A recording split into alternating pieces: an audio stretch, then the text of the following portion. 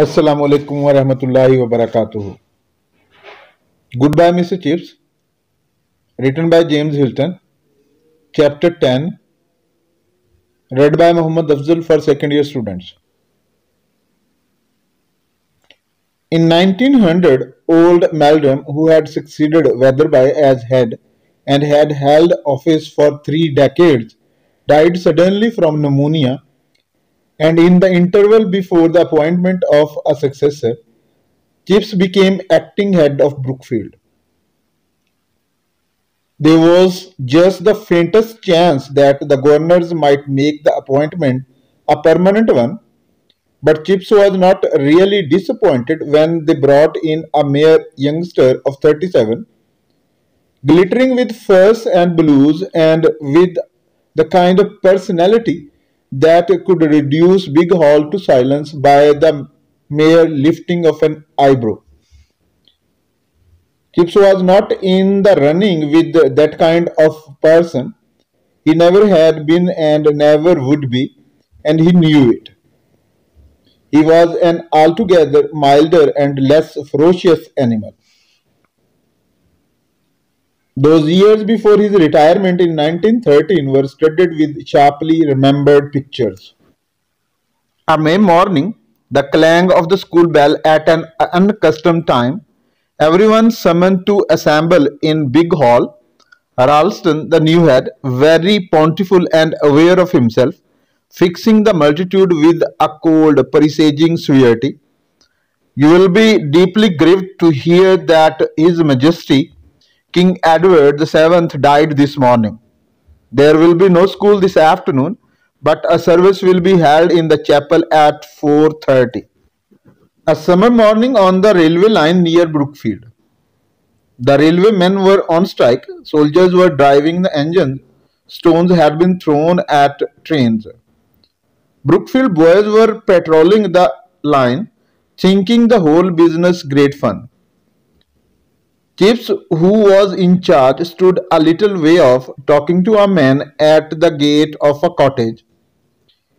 Young Cricklad approached. "Please, sir, what shall we do if we meet any striker?" "Would you like to meet one?" I don't know, sir." God bless the boy, he talked of them as if they were queer animals out of a zoo. "Well, here you are then. You can meet Mr. Jones. He is a striker.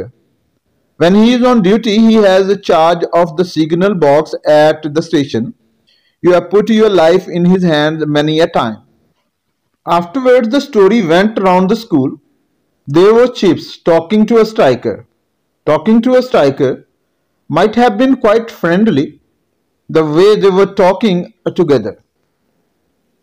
Chips, thinking it over a good many times, always added to himself that Kathy would have approved and would also have been amused.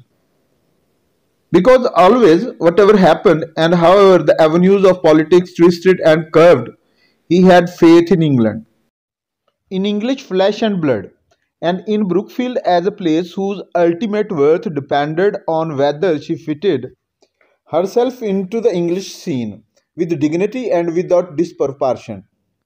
He had been left a vision that grew clearer with each year of an England for whom days of ease were nearly over, of a nation steering into channels where a hair's breadth of error might be catastrophic. He remembered the Diamond Jubilee. There had been a whole holiday at Brookfield, and he had taken Kathy to London to see the procession. That old and legendary lady, sitting in her carriage like some crumbling wooden doll, had symbolized impressively so many things that, like herself, were nearing an end. Was it only the century or was it an epoch? And then that franchised Edwardian decade, like an electric lamp that goes brighter and whiter just before it burns itself out.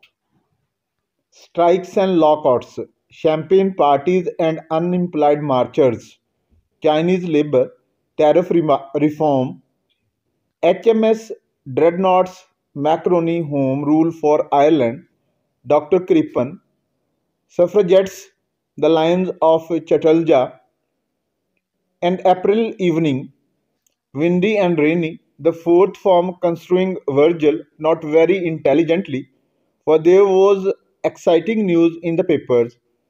Young Grayson, in particular, was careless and preoccupied. A quite nervous boy. Grayson, stay behind after the rest.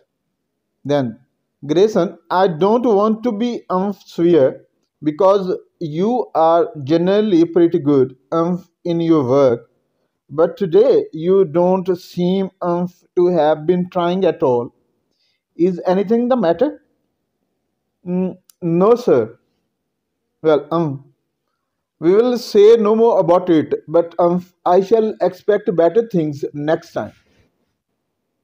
Next morning, it was noised around the school that Grayson's father had sailed on the Titanic and that no news had yet come through as to his fate. Grayson was excused lessons for a whole day. The school centered emotionally upon his anxieties. Then came news that his father had been among those rescued. Kip shook hands with the boy. Well, I am delighted, Grayson. A happy ending. You must be feeling pretty pleased with life. Yeah, yes, sir. A quite nervous boy, and it was Grayson Sr., not Junior, with whom Chips was destined later to condole. End of chapter 10, read by Muhammad Afzal for second year students.